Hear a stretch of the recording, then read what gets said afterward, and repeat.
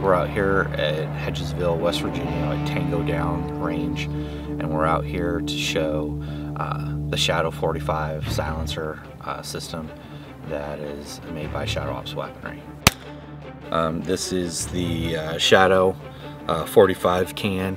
It's a silencer that we make. It was designed and built by Aaron Casey. The beauty of this can is it's a monocore. So basically we have Nelson device, thread adapter, monocore, silencer sheath, and end cap.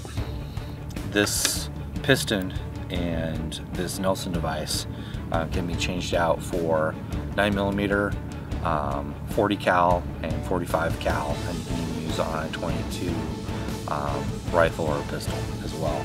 So, you know, one suppressor, multiple calibers,